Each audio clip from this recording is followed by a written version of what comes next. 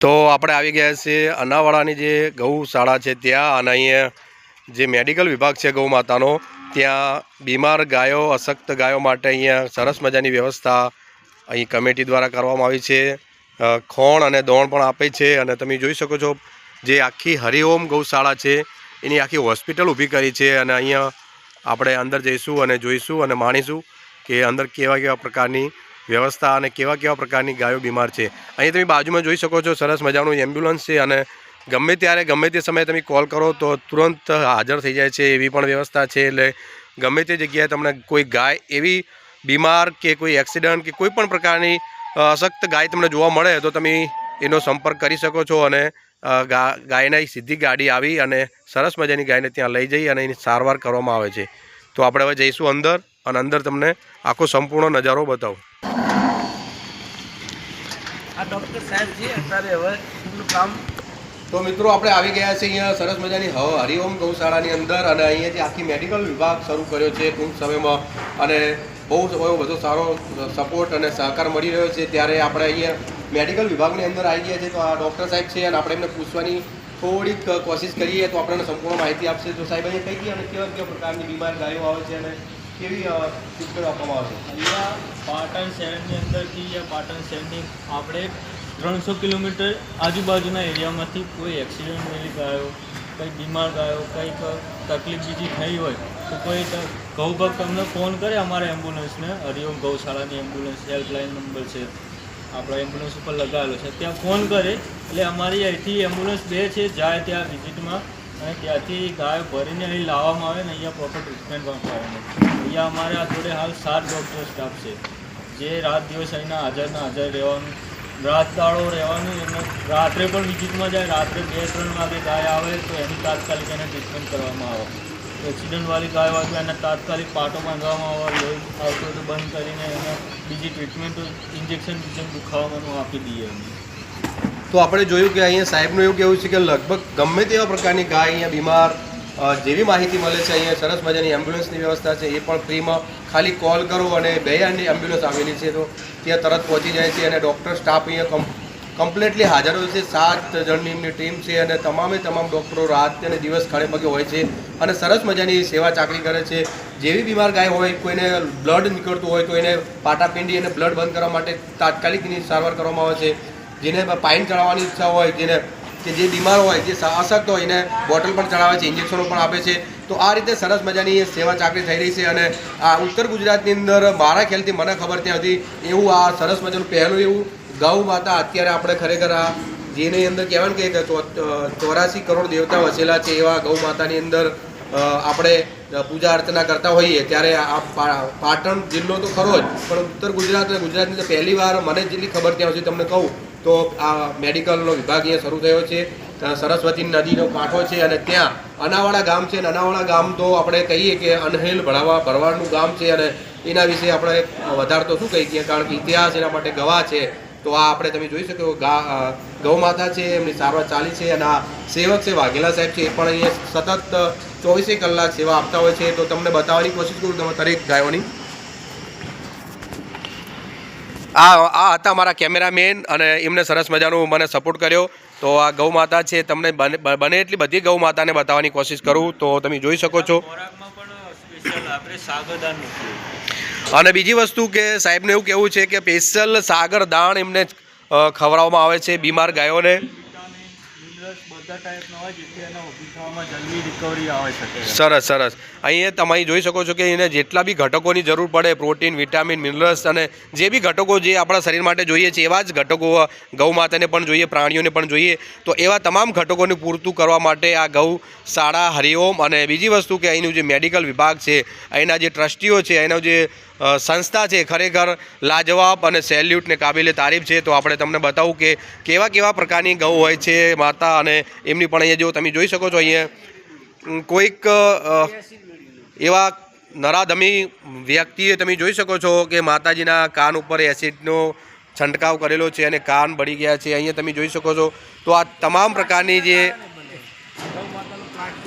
આ તમે જોઈ શકો છો આ વાઘેલા સાહેબ કહી રહ્યા છે કે ગૌ માતાને પ્લાસ્ટિક ખાવાના કારણે જ આ અત્યારે અશક્ત અને બીમાર હાલતમાં તમે જોઈ શકો છો। આ તમે જોઈ શકો આ નંદી મહારાજ છે એમને પણ બહુ વધુ પડતું પ્લાસ્ટિક ખાવામાં આવે તો પછી આ રીતે એમને બીમાર થઈ જતા હોય છે અને એમનું જે ખાવાનું જે પાચન ક્રિયા છે પાચન ક્રિયાની અંદર બહુ તકલીફ પડતી હોય છે અને છેવટે એરિયા બીમાર થઈ અને મૃત્યુ પામતા હોય છે। ત્યારે આ એક નવું જ અને ઉત્તમ ઉદાહરણ પૂરું પાડે એવું આપણે હરિઓમ ગૌશાળા અનાવાડા અને સરસ્વતી નદીના કાંઠે આવેલું છે અને આ સરસ મજાનું મેડિકલ ટૂંક સમયમાં ચાલુ થઈ ગયું છે।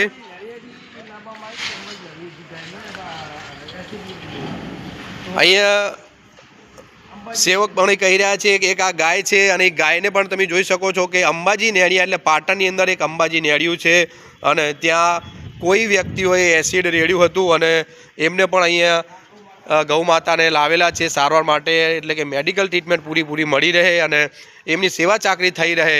તમે જોઈ શકો છો પાછળના ભાગે એસિડ મારેલું છે અને આ ગૌ માતા છે અને કોઈએ ધાર્યું પણ મારેલું છે એ ગૌ માતાને। તો આ રીતે અલગ અલગ પ્રકારના આ સેવા ચાકરી કરવા માટે સેવકો પણ છે અને સંપૂર્ણ સ્ટાફ અહીંયા ખડે પગે હોય છે। અહીંયા મારા ખ્યાલથી આ ખેતરના અડીને જે રોજનું બચ્ચું છે મારા ખ્યાલથી તમે જોઈ શકો છો અને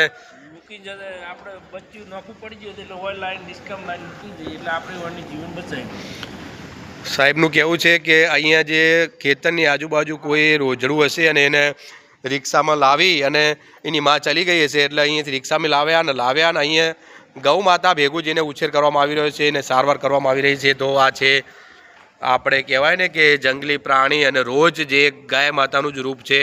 તો આ પણ તમે જોઈ શકો છો અહીંયા બહુ બધી સંખ્યામાં તમે જોઈ શકો છો। અહીંયા જે એસિડની વાત કરતા હતા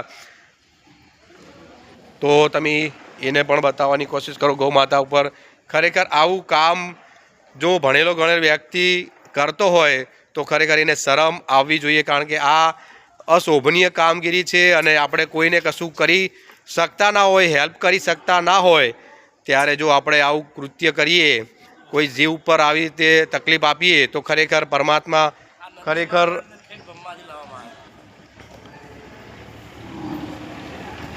આપણા ઉપર ખીજાય છે। અને અહીંયા વાઘેલાભાઈ કહી રહ્યા છે કે આ નંદી મહારાજ બહુ મોટા વિશાળ છે અને એમને પણ છેક ખેડ બ્રહ્મા તમે જોઈ શકો છો એમને પણ કાન ઉપર કંઈક વાગેલું છે અને અતિશય પીડાની વેદના સહી રહ્યા હતા ત્યારે કોઈએ કોલ કર્યો અને એમને સારવાર માટે અહીં પણ લાવેલા છે। તો આ છે આખો સંપૂર્ણ મેડિકલ વિભાગ અનાવાડાની બાજુમાં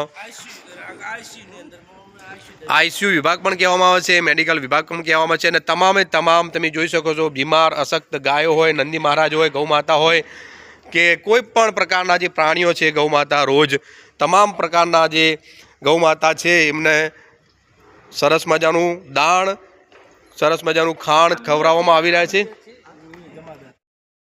દાદા આપણું નામ? અહેમદ ખાન।